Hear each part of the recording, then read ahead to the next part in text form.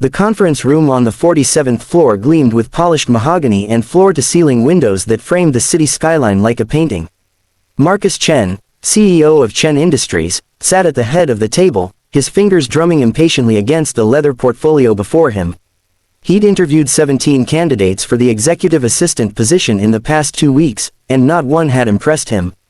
They all seemed competent on paper, but something was always missing, that spark of genuine dedication, that hunger he'd once had himself when he was clawing his way up from nothing. His assistant, Patricia, knocked softly before entering. "Mr. Chen, your 10 o'clock is here."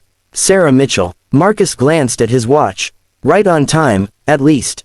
He straightened his tie and arranged his expression into one of professional neutrality, the same mask he'd worn through every interview.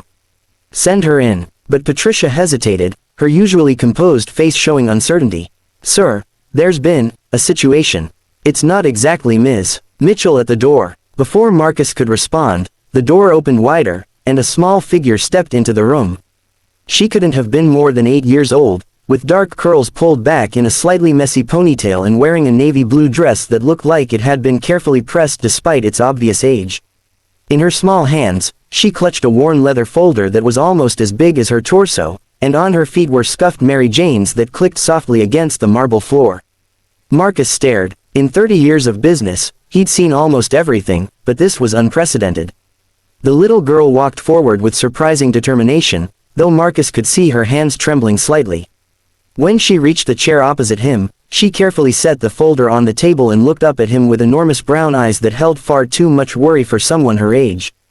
"Good morning, Mr. Chen," she said in a voice that wavered only slightly. "My name is Emma Mitchell. Mom's sick, so I came instead." For a moment, Marcus could only blink. Then his business instincts kicked in, along with a flash of irritation. "This is highly inappropriate. Where is your mother? Who allowed you to come up here alone?" Emma's lower lip trembled for just a second before she squared her small shoulders. "I took 2 buses by myself. Mom doesn't know I'm here. She's been throwing up all morning, and she has a fever, but she kept trying to get dressed anyway because she said this interview was too important to miss." The words tumbled out quickly, as if she'd rehearsed them. "She said this job could change everything for us, that you only interview people once and if she missed it, we'd lose our apartment for sure." Marcus felt something uncomfortable twist in his chest. He should call security, send this child home immediately, reschedule with the mother if she was genuinely ill. That was the professional, appropriate response. But something made him hesitate. "Emma," he said, softening his tone despite himself. "This is a job interview for a very important position. You're just a child. You can't possibly." "I know everything about the job," Emma interrupted, then immediately looked mortified at having cut him off. "I'm sorry, Mr. Chen. Mom always says interrupting is rude. But it's true. Mom's been preparing for weeks. Every night after her shift at the diner, she'd come home and study your company. She'd read everything out loud to me while I did my homework because she said it helped her remember better."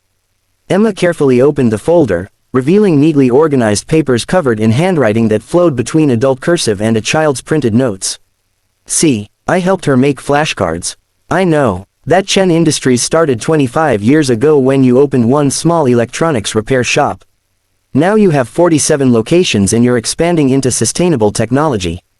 Your biggest challenge right now is organizing the merger with Greenlight Solutions, which is why you need someone who's really good at scheduling and managing lots of details at once." Marcus found himself leaning forward. The information was accurate, more than accurate, it showed genuine research and understanding. He picked up his phone to call Patricia, then paused.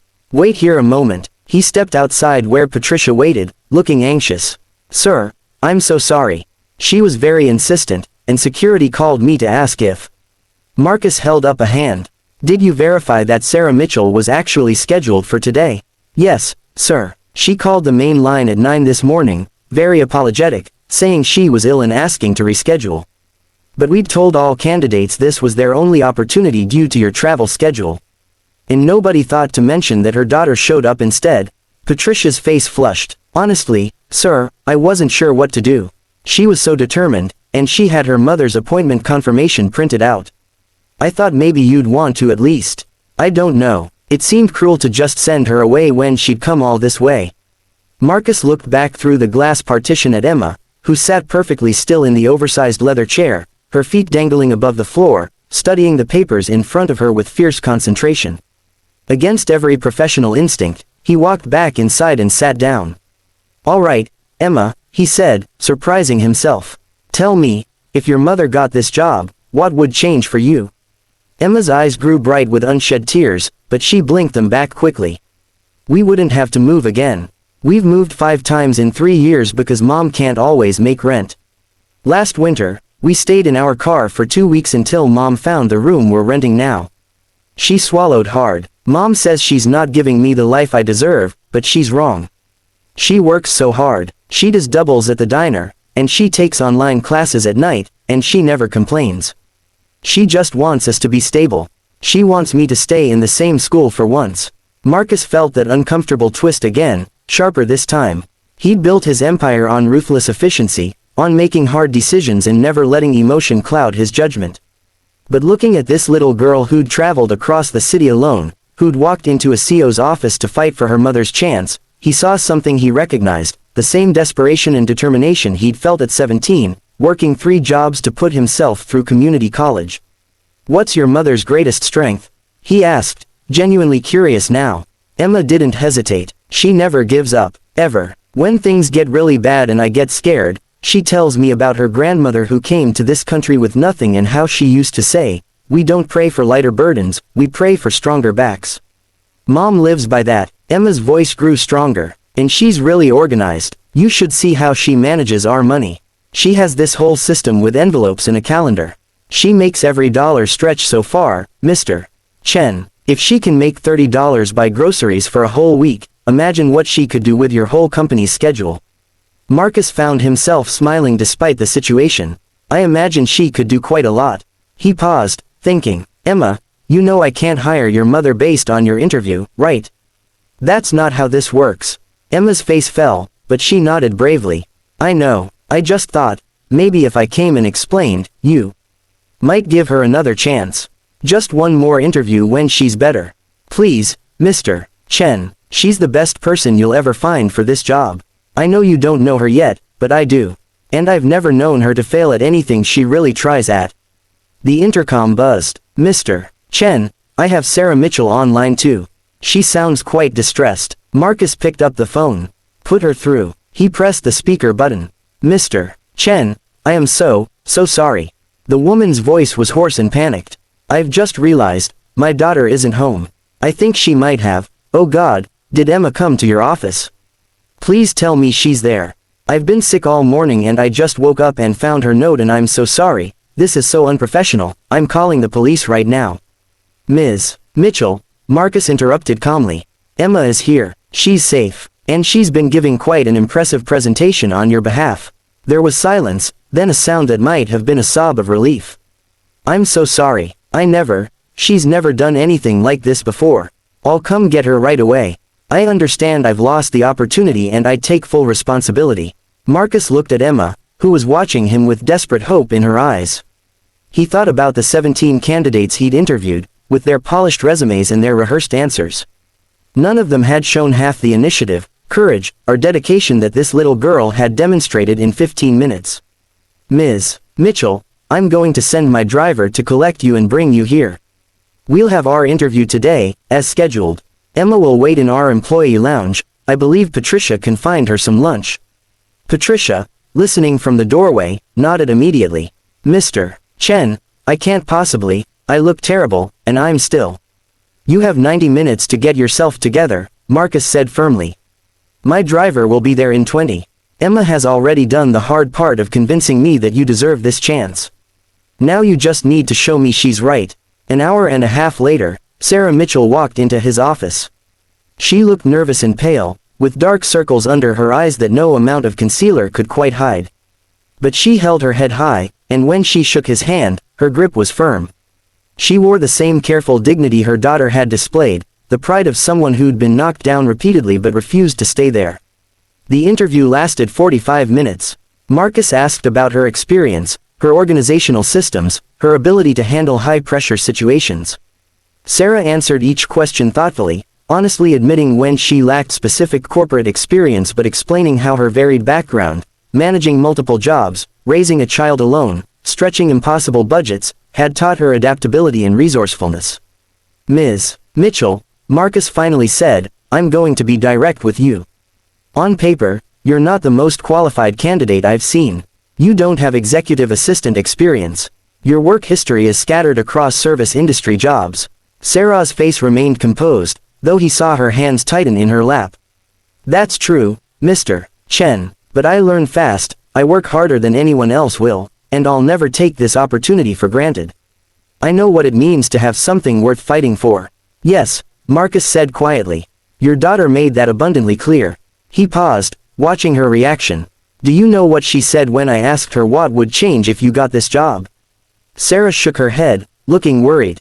"She didn't say she'd get new clothes, or toys, or any of the things most children would want. She said you wouldn't have to move again. That she could stay in the same school." Marcus leaned back in his chair. "Ms. Mitchell, I built this company from nothing. I know what it's like to be desperate, to fight for every opportunity. But I'd forgotten, somewhere along the way, what that kind of hunger looks like. Your daughter reminded me." He pulled out a contract from his desk drawer. "The position comes with a salary of $85,000, full benefits, and a signing bonus to cover relocation expenses if you choose to move closer to the office. There's a learning curve, and I'm demanding to work for. But if you show the same dedication your daughter showed me this morning, I think we'll do just fine." Sarah stared at him, her composure finally cracking. Tears spilled down her cheeks. "Mr. Chen, I don't, thank you. Thank you so much. I promise you won't regret this." "I'm sure I won't," Marcus said, then added with a slight smile, "and Ms. Mitchell, your daughter is quite something. You should be very proud." "I am," Sarah whispered. Every single day, when they went to collect Emma from the employee lounge, they found her sitting at a table with Patricia, teaching the older woman how to make origami cranes from sticky notes. The moment Emma saw her mother, she jumped up and ran to her, and Sarah caught her in a fierce hug. "I got the job, baby," Sarah whispered into her daughter's hair. "We're going to be okay." Emma pulled back, her face glowing. "Really, I knew it, I knew Mr. Chen would see how amazing you are." Marcus watched them, mother and daughter, holding onto each other like lifelines. And he thought about his own journey, the people who'd taken chances on him when he'd had nothing but determination and desperation driving him forward. Sometimes the best investment wasn't the safest bet, it was the one that reminded you why you'd started fighting in the first place.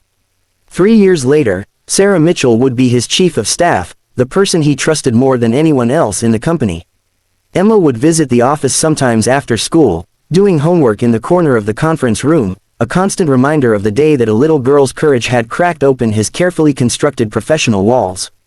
But on that afternoon, as he watched them leave together, Sarah's hand clasped tightly in Emma's, Marcus simply felt something he hadn't experienced in years. Not satisfaction at a good business decision, not pride in his own judgment, but something simpler and more profound, the quiet certainty that he'd done the right thing. Sometimes the most important interviews weren't about credentials or experience. Sometimes they were about recognizing strength in its rawest form, courage in its purest moment, and love in its most determined expression. Emma had walked into his office as a stand-in for her mother, but she'd taught him a lesson that no business school could have provided, that the measure of a person wasn't found in their resume, but in what they were willing to fight for when everything was on the line. And that was worth more than any credential in the world.